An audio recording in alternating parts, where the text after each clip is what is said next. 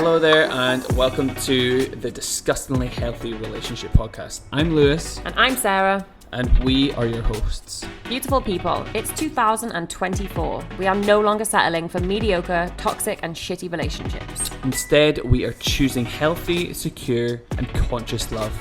Lewis and I are here to challenge and expand you on all fronts when it comes to healthy relationships. So, if you're ready for unfiltered conversations and massive impact, then let's play.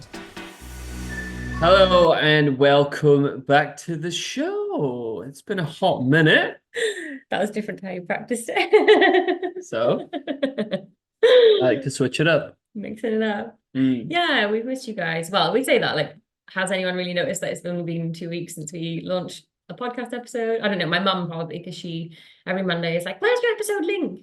True. That's so mum definitely has, but either way, yeah, it has been 2 weeks. We've had a very busy 2 weeks, but today we want to talk to you about the fact, I guess, that a healthy relationship does not mean a perfect relationship. And we want to just pre-frame the whole thing in saying, like,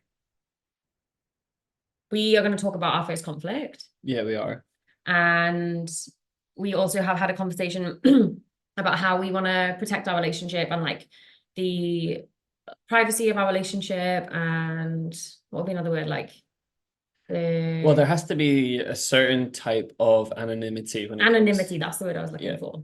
So we like to keep our private life private, as you can imagine. We have started a relationship podcast, but that doesn't mean that we aren't gonna give you the tools to help improve your relationship. And whenever you've had a conflict, you know, we are going to tell you when we have one, so that we can hopefully inspire you and help you navigate through that conflict or uncomfortable discussion. And I feel like we did it in a really healthy, safe, secure manner. Yeah, we'll get to that. Which we will get to that. You're skipping ahead. I know I am. Hang on, I'm not finished. Okay, sorry. Now you're doing a me.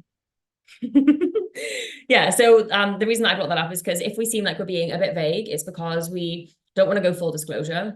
We want to be, like, super transparent when it comes to the fact that we've had a fallout or a disagreement or a fight, even though that word doesn't seem to sit right with me, because we don't, like, I don't know, when I think of fights, I think of people like screaming and shouting and getting really angry and showing a lot of emotion, like, so the word fight doesn't fit right. But yeah, we want to be super transparent about, like, when we've had conflict and what helped us, what we did do, what we didn't do, what works, what doesn't work. What's based on research that we've tried and that actually did help and did work, because it's all good and well, I guess, seeing, like, research on paper.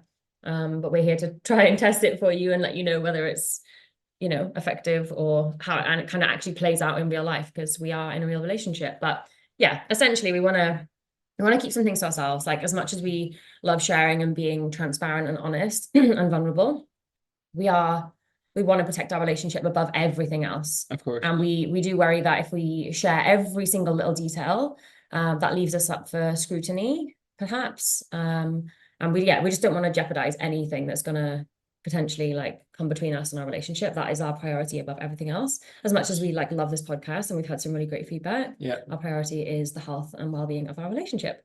So we hope you understand. And if we seem like we're being vague or avoiding, it's because we are. Yeah, it's because we are, but we're doing it intentionally, but not without, like, sharing the key kind of components about what's working and what's not, in terms of, like, tools, approaches, angles, etc. So yeah, thanks for understanding. I'm sure you can totally appreciate the fact that it's, like, quite vulnerable to put your whole relationship on a podcast anyway.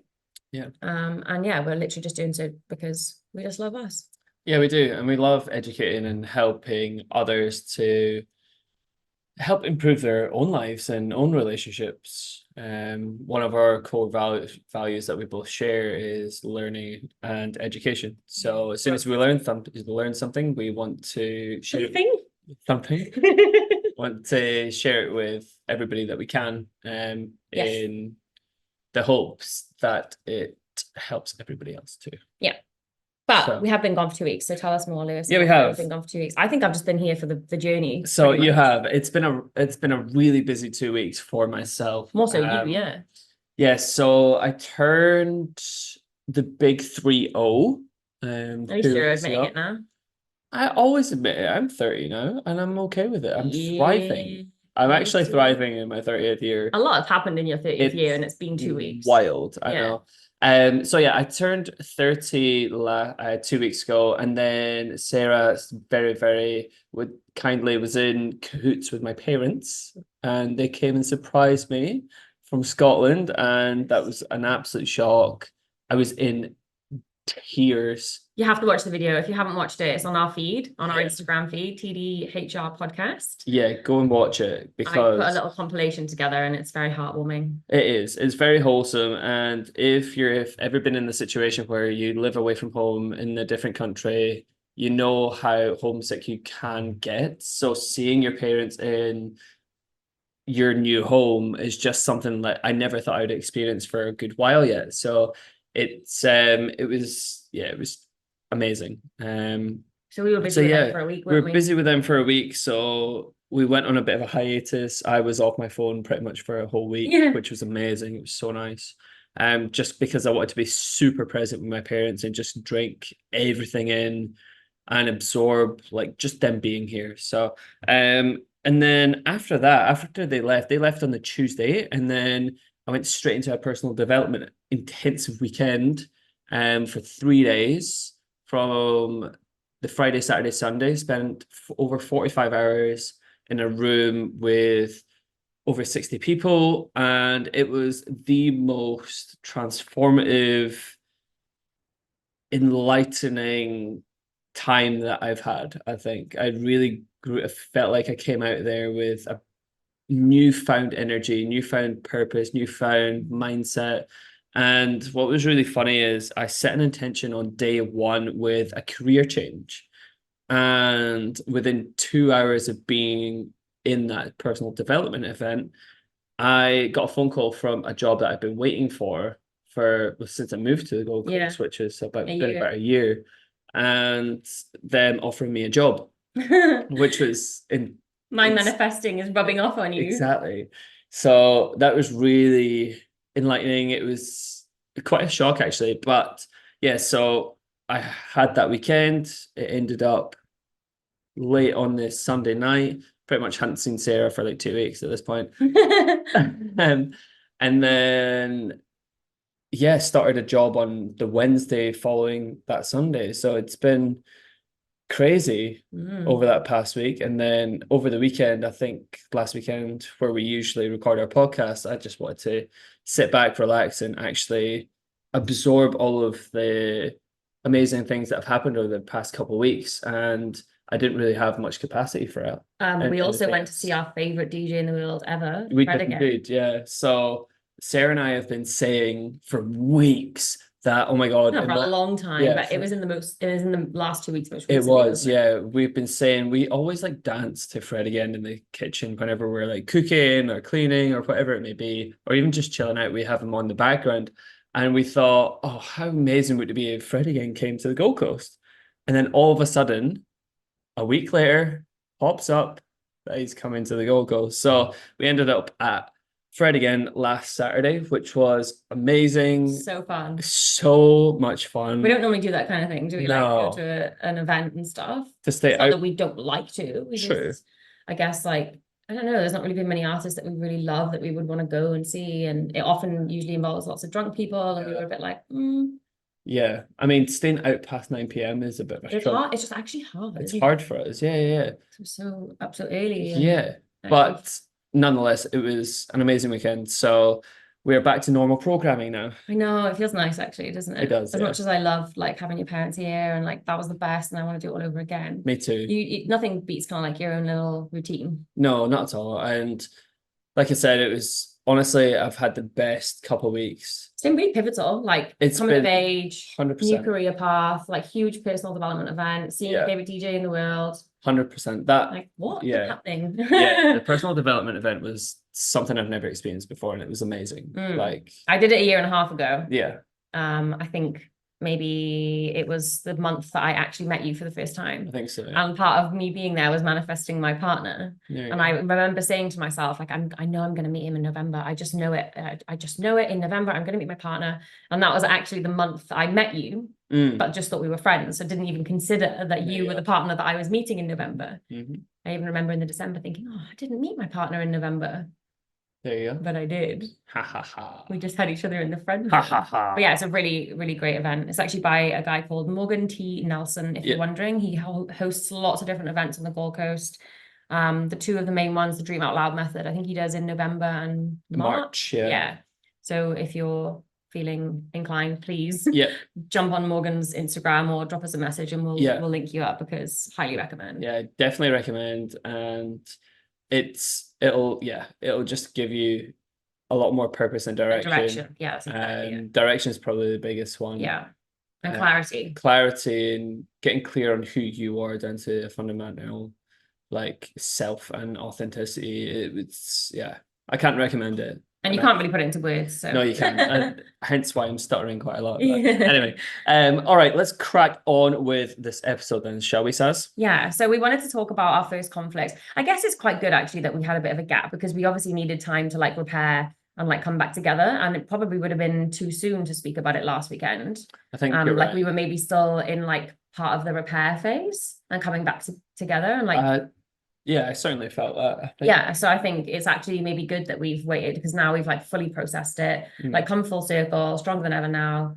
It wasn't even like a really big deal, by the way. Like, I guess when you like zoom out and like think about what people really fight about and stuff. But yeah, like I said, we're not going to go into the nitty gritty, so to speak, or like the details of what we actually were navigating. But what we really want to focus on is like what we did do that helped, and what we didn't do that helped as well. But yeah, so like I said earlier, the word conflict, like we had our first conflict. Like I've been teasing you for ages, saying like, I want to have our first fight. I want to have our first fight, because I know that there's so much growth that comes from fights, and like people generally feel more connected and like stronger as a couple after they've had their first disagreement, because they've had an opportunity to prove to themselves that they can repair and they can come back together. They can move through things with grace. So I kind of wanted it, but it wasn't how I imagined. I imagined us like, no, I didn't imagine us fighting, because neither of us are like really angry. No, like I didn't imagine us kind of like shouting and screaming. I can't imagine that at all. No, ever. Not one bit. But yeah, like our first conflict was more like it's an uncomfortable conversation. That's what it was. Yeah, right? Yeah, it definitely was. I wouldn't call it a fight. I wouldn't call it a conflict. It was maybe, would rupture be a good word? I know we've spoken about the word rupture. Yeah, like I felt super emotionally dysregulated. Yeah, as did I. And heightened. Yeah. And like ungrounded. And I think that's what probably makes it a rupture, isn't it? Is the fact that like we triggered each other.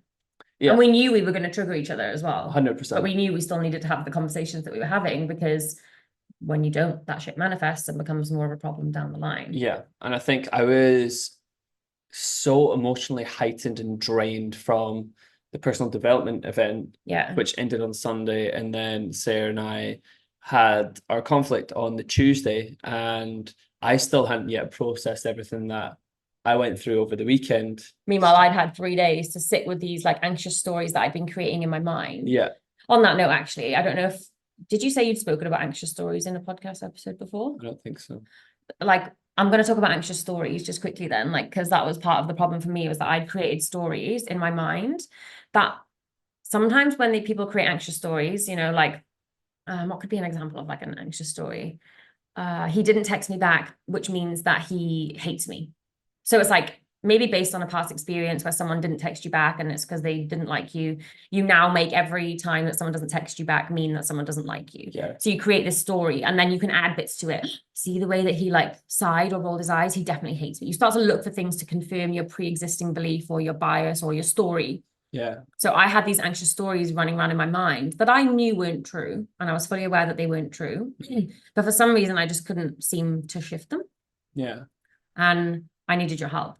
But I knew that in bringing up these stories, it was going to trigger you.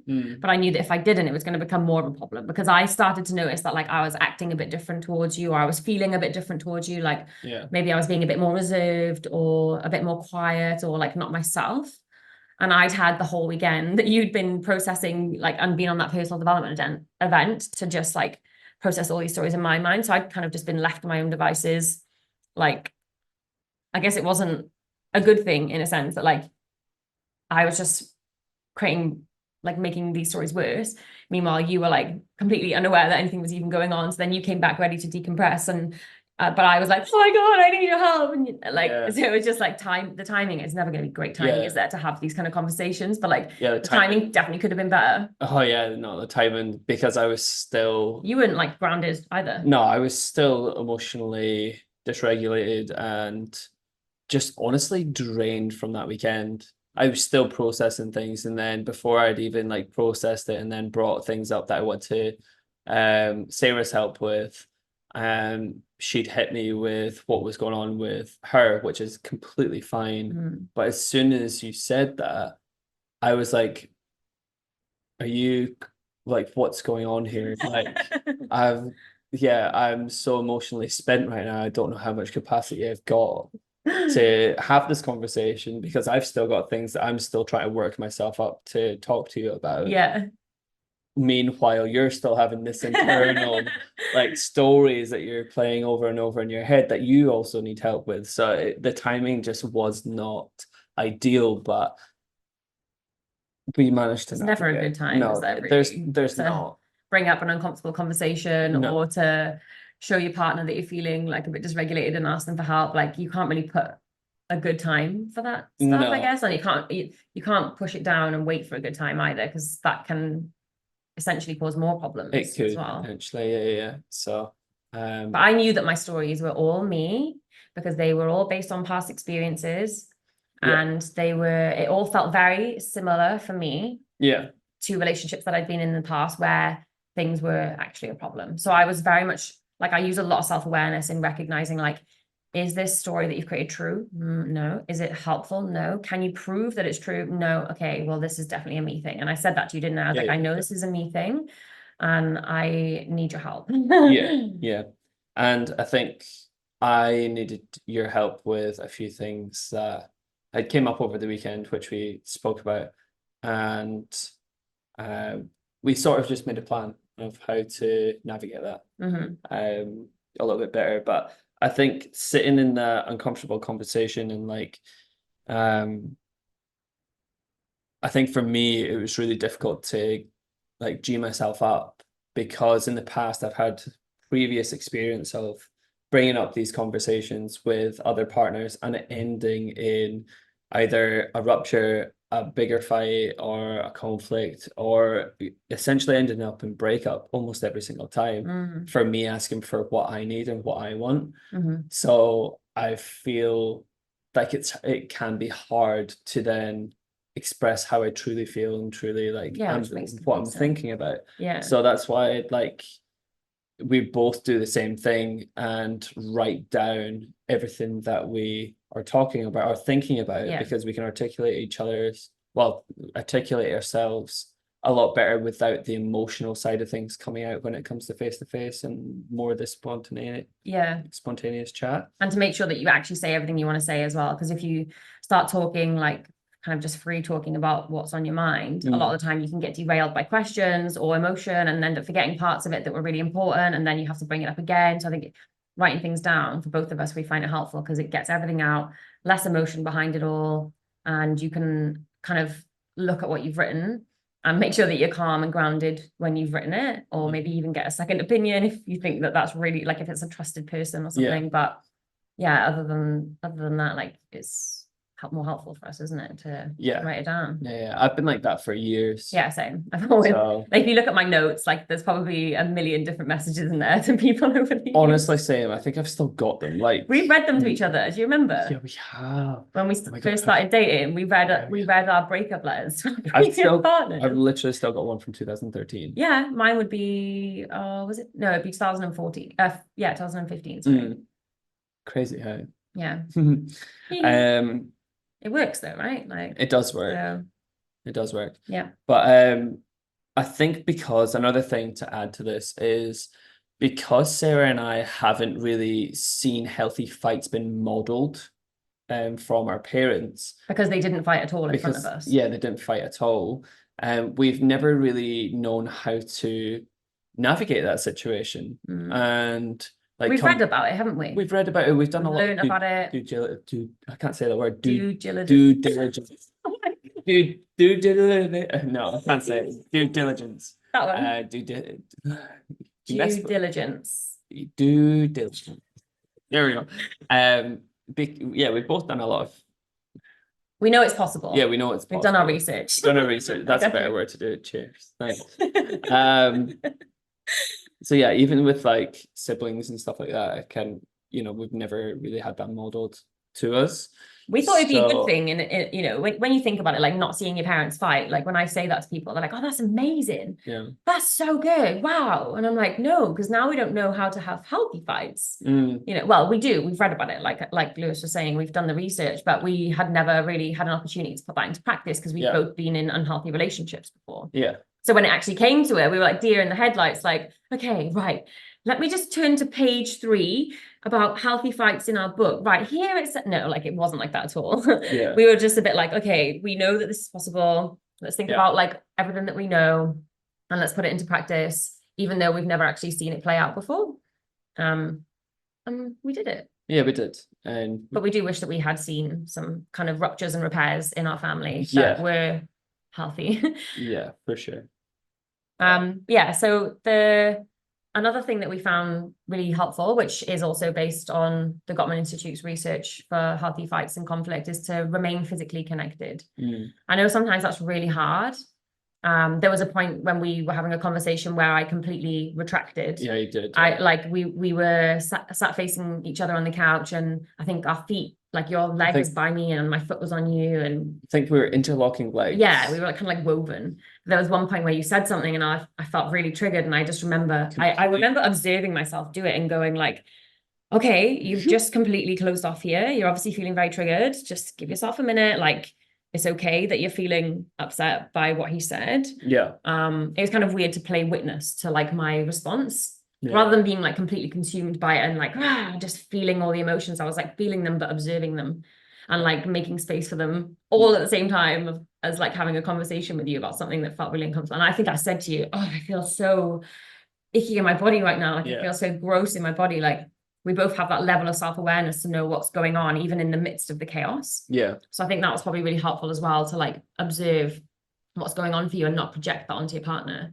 And because I think I said to you, like, I'm really sorry that I'm probably not giving you the response that you want or need right now. I'm just feeling really triggered and like uncomfortable in my own body. And you were like, that's okay. Like, it's not your responsibility to like appease me in this moment. I was like, I wish I could though, because I knew it was such a difficult thing for you to bring up. Yeah. And I was like, fuck, this isn't what he needs right now. But also I had to look out for you myself too. Well, exactly. Like we've spoken about this before, but it's your responsibility to look after you. It's my responsibility. And well, we can help each other, we do. But sometimes if you do not have capacity because you're like that triggered, that's okay. And like, don't blame or shame yourself for that. Like that was just a physiological response that my body had. I'm not mad at myself or embarrassed for my body doing that, like for closing off and completely like retracting away from you. Of course. And I'm not making a story about it. Yeah, it's just a response. And I sat with the discomfort, and then a minute later I was like, okay, I need to touch his leg again. Or maybe it was like 5 minutes later. But yeah, we tried to remain like physically connected throughout. We had a hug first, like a big long hug. I think I cried because I'd sent him everything that I'd written down in a message beforehand, and you'd said, okay, let's have a chat tonight, so that you could like kind of calm down and process everything, because I think that you were quite annoyed when I knew I was going to trigger you with what I said. I think at the time I'd literally just finished journaling everything from the weekend, and then you came with this massive long paragraph of everything. I did ask if you wanted me to send it to you. For sure. And I said yes, because we're both anxious people. And like the thought of me waiting to have either that conversation or to not know what you were thinking or feeling would make me spiral into my anxious thoughts. I was the same. I was like, I hope he wants to read it now, because I just want to send this. And did it activate your anxious attachment style when I said I want to chat to you about this when we get home, instead of sending you messages and what I thought there in the moment? Yeah, a little bit, but more so it was that you added on at the end, well, I've also got something that I want to bring up with you as well. And I thought, oh crap. Okay. Like, this is it. we're breaking up. That was literally like my first thought as Yeah. well. And then I was like, no, like calm down. Like he's just said he wants to talk to me as well. Yeah. And that's why I straight away was like, are we going to be okay? I needed a lot of reassurance throughout the whole process. Yeah, you I was did. like, are we going to be okay? And bless you didn't even know at this point if we were going to be okay, because in your mind you were thinking, oh, well, when I bring up these things, you're going to break up with me. But bless you for still saying like, yes, we were going to be okay, because that was exactly what I needed in that moment. So I was thinking, oh my God, maybe we're not going to be okay. Yeah, I knew you needed that, but I knew that would help soothe you and calm you down. I was very dysregulated that day. But again, I don't know if that's like mean or because I didn't know if we were going to be okay. Do you know what I mean? Yeah, I know. So like I I'm don't glad you did. know what the conjecture is. Like you were lying to yourself almost. Yeah, so maybe I was lying to myself. Maybe I was lying to you because I didn't know. Yeah, but I guess like for that's what you. you would have hoped for, For sure. that we would be fine. Yeah. Yeah. But I think this is a bit of a side note, but I knew that all of what I was feeling anxious about and all of the stories that I've been creating were past experience, because they were so illogical and it was so emotionally charged. Like it wasn't clear, calm, rational thoughts of like, oh, this could be a problem. It was like, oh my God, this seems terrible. And oh my God, this really feels uncomfortable. Like it just felt so frantic. And I was like, whoa. Like when I could like kind of calm myself down and like try and look through the noise about what was actually going on, I very quickly realized, no, this feels like a time in your past when this was happening. And like I could make that connection. Yeah. I think when it's more like your intuition or your gut that's talking, you'll have a lot more clarity around your thoughts and your stories, and you'll feel a lot calmer and more regulated. And that's usually how I'm able to differentiate between whether it's past experience and like traumas from that sense, or whether it's like actually my gut and my intuition saying something's not right. Yeah. But yeah, another really important thing, like throughout the fight, conflict, rupture, whatever word, uncomfortable conversations, is that yes, we stayed touching, we hugged first, and we really tried to stay connected. But also, I think one of the most important things is that I did not blame Lewis and he didn't blame me. And I accepted the stories as my own, and I asked him for help with them. And I stayed respectful.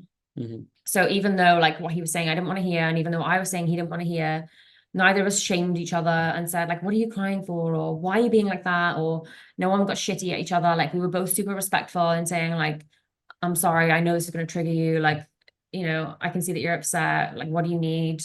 Like, it's really important to be respectful, because it's not you against your partner, it's you and your partner against the problem. Like you're going to be a team. And we constantly kept reminding each other of that, didn't we? Like, yeah, we are absolutely going to be okay, and we 100% will figure this out. It's just going to be a bit uncomfortable for a minute, but we're going to be fine. Like we're a team, we'll navigate this. Like I'm so confident that we're going to be okay, everything's going to be absolutely fine. Like we had a lot of those like kind of like positive interactions and reassurances towards each other, even though it felt really uncomfortable and we were kind of a bit like, there was a lot of uncertainty in amongst it all. We were still really kind, didn't blame each other. We accepted full responsibility. We didn't make excuses. No.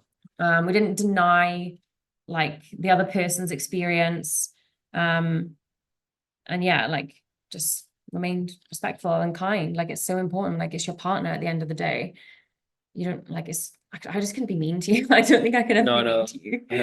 I'm the same. I think it's just not in either of us to do that. It's not in our modality. And I think it's built a lot of trust like for us now, hasn't it? Like I now trust that, because we've said like when we fight, you know, we've both said I don't shout or get angry. Like I think I've listed the 5 times in my whole life where I've like got really angry to you.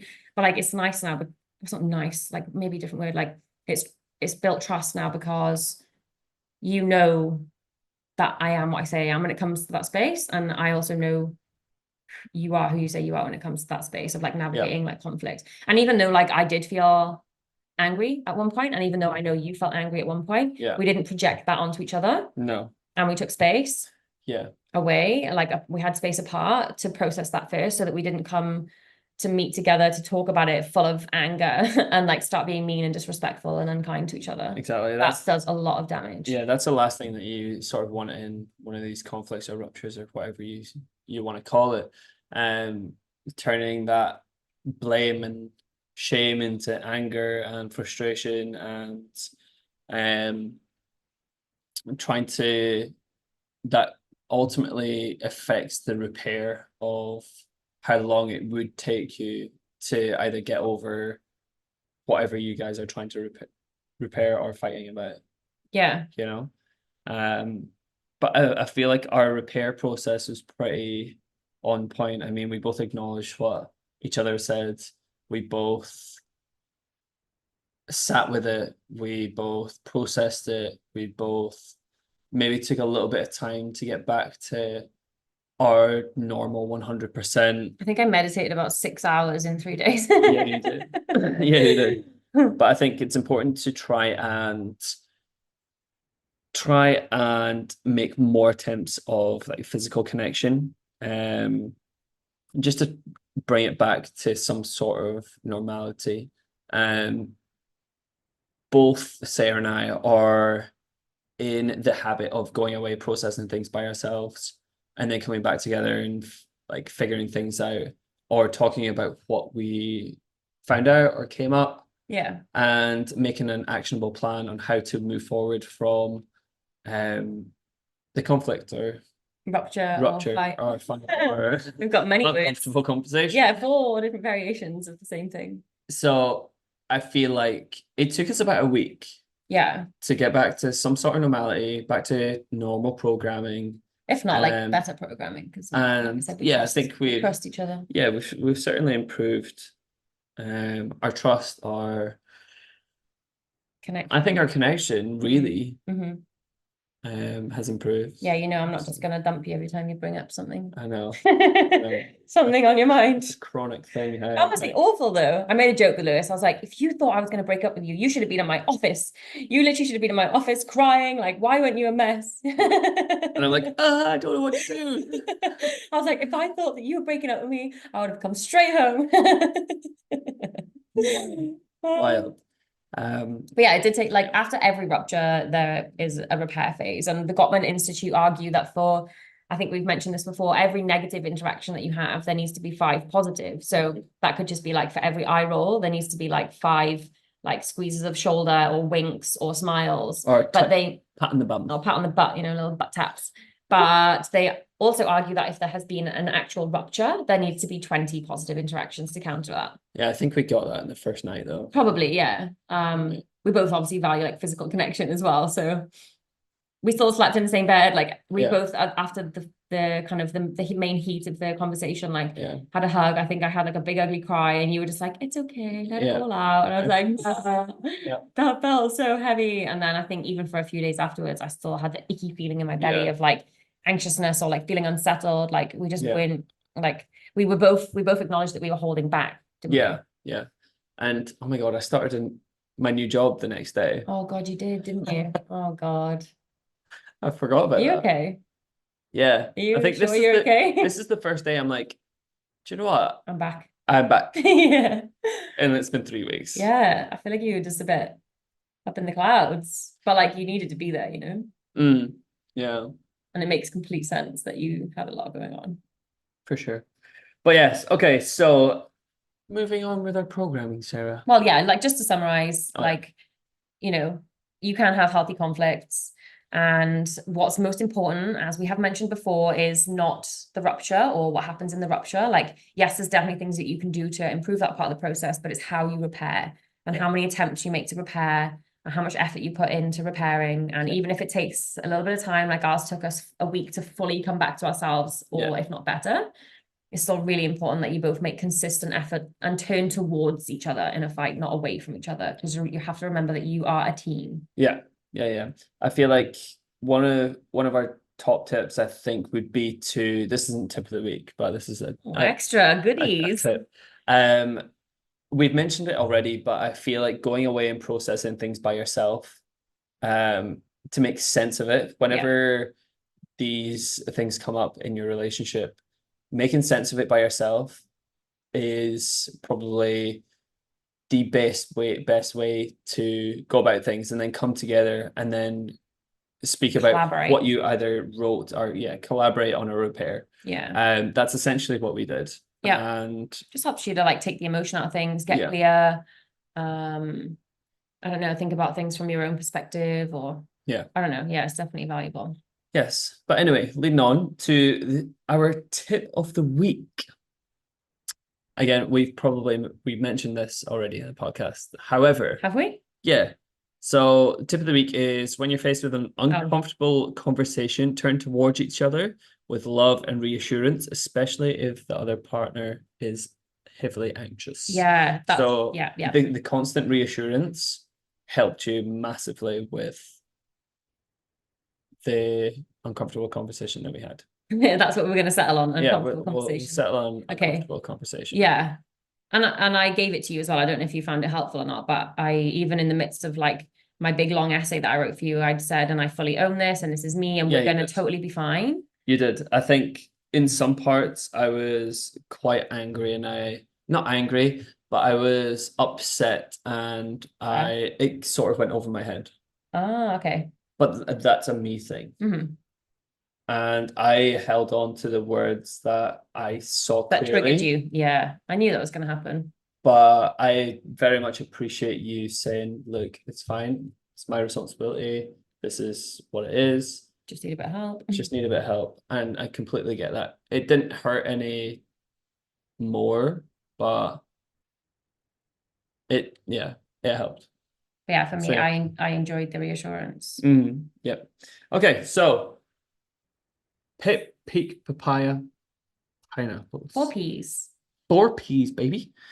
What is your pit of the week? Yep, you better have a pit, peak, papaya, and pineapple. I've got all four actually. Otherwise, I reckon we were going to have to cancel the podcast if you didn't. Yeah, no, I've been a bit slack on the Bit papayas. Yeah, that's what it is. It's your papayas. Yeah. Okay, my pet of the week is so I'm at pre-period week, and Lewis sent me a video of a really cute Chi-Chi doing crafts, it was just like running around really quick, and it was just really small and cute, and it just made me feel really sad because my period's coming, and it was just a cute chihuahua. It made you sad? It said that she was like, oh my God, I'm going to actually cry. Oh, I wasn't sure. And it was just, I was like, just so proud of this little chihuahua doing crafts, and like there's all these big dogs, and he was, I don't know, I just like, oh my God, I'm gonna cry. That's so funny. But yeah, it's just pre-period week, guys. It's just one of them, you know.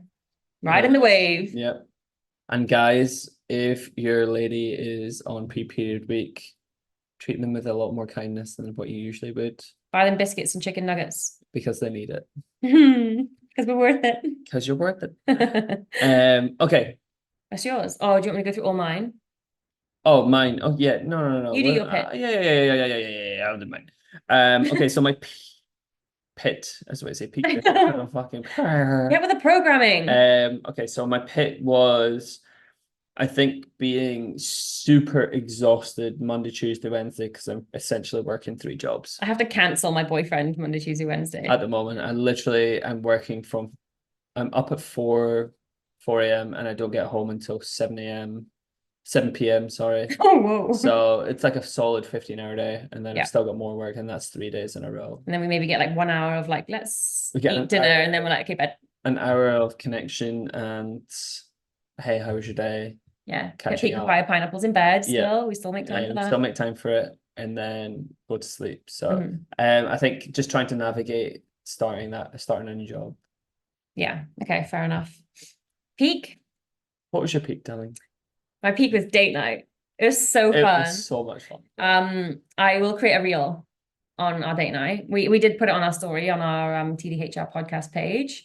So if you didn't see it on there, I'm going to create a reel so that you can see what we got up to. It was so fun. It was Lewis's turn this week, and we'd been doing quite a few low-key ones because we had been so busy and had his parents here, and we didn't want to try and spend as much money as we normally did. But this week, Lewis definitely went all out. Yeah, it did. And it was really fun. I loved it. It had like layers. It wasn't just like, you know, one thing and then some dinner. Like it had layers, like different components to it. We essentially did 3 dates. Yeah, literally. You could have done them as 3 individual dates. I know. But I'm not mad that it was one. It was so much fun. I know.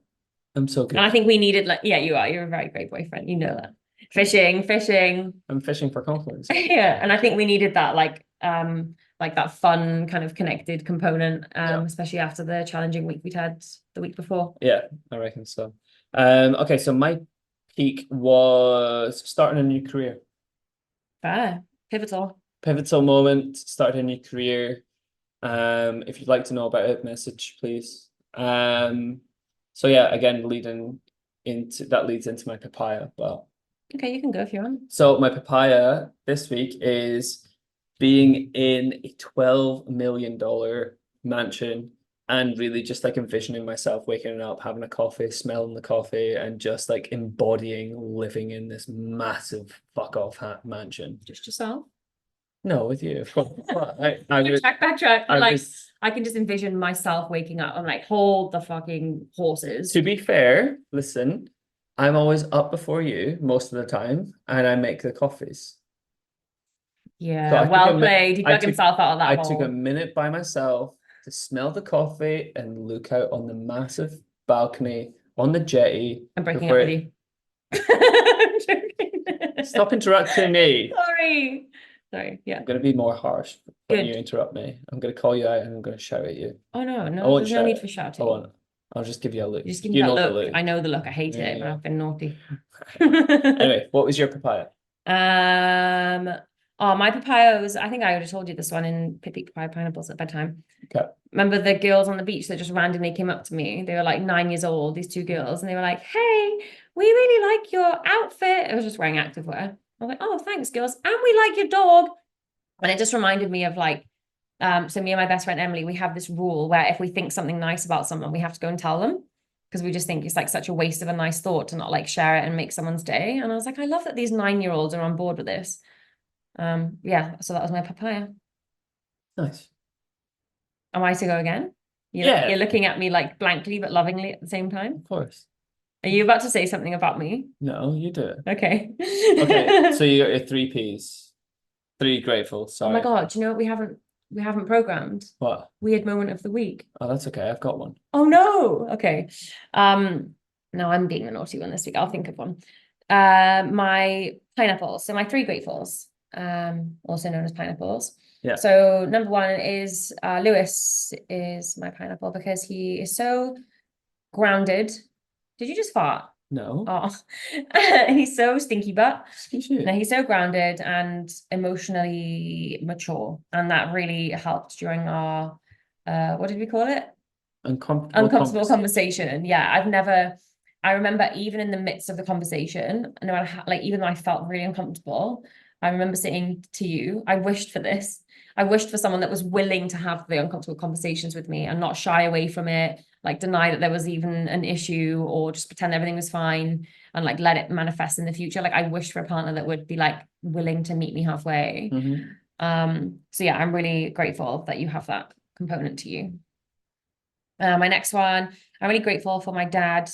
As I think you know, my nan is in hospital and she's not doing too great. But my dad, he lives in England and nan lives in Scotland, but he's actually flown up to nan to be with her for like the next month or so.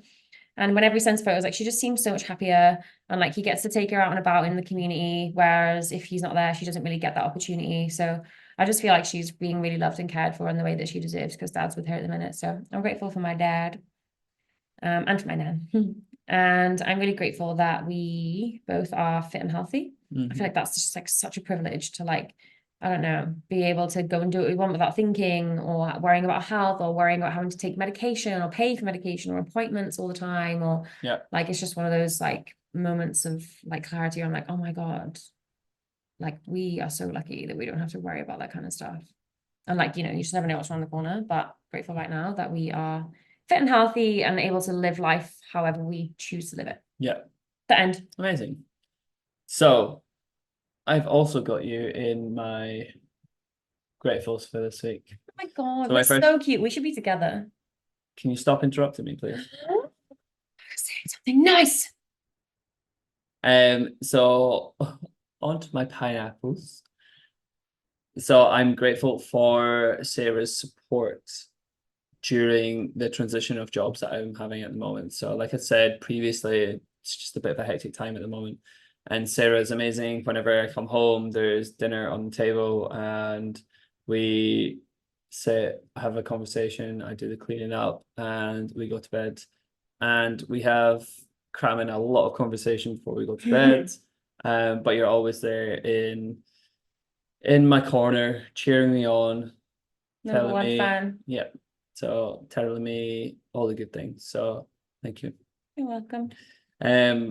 My second grateful is I'm grateful for my change of mindset after doing the personal development event a couple of weeks ago. It really like was pivotal thing to go to, and I'm grateful that I had the opportunity to sit in and experience what I had. So I'm very grateful for that, and I'm grateful for Morgan who facilitated it.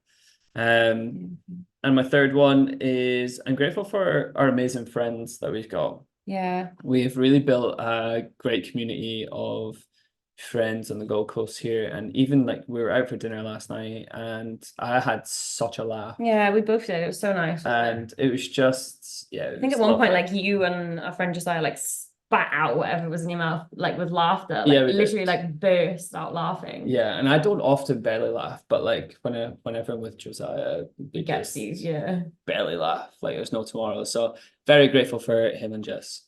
So, and the rest of our amazing friends. So Squad. Yeah. So yes, that is our 4 Ps for the week. I feel like I'm really naughty now. Like, why didn't you mention weird moment of the week? I forgot about it, to be honest with you, okay. but we've had a couple weird moments this week. Okay, I feel. You say yours and then it might prompt mine, but at the minute I'm sitting on nothing. Okay. So even though you're weird as hell. I am weird as hell, but weird moment of the week this week. I've barely seen you. That's probably why I've got no weird moment. Oh yeah, true. Yeah. Weird moment of the week this week. Oh my god, it was in my head, but I've forgotten it. Sugar. Aww. Weird moment of the week. I think. Oh my god, it's gone. Are we gonna have to cancel weird moment? I think we're gonna have to cancel weird moment of the week. I hate that we've done this. Weird moment of the week is almost similar to papayas, right? Because it's weird. No, because that's just about us. Weird moment of the week. Yeah. Papaya can be about like anything in the world that's weird or interesting. True. Weird moment of the week's like something that you did that was just weird as hell. What have you done this week that's been weird? We've barely seen each other. Yeah.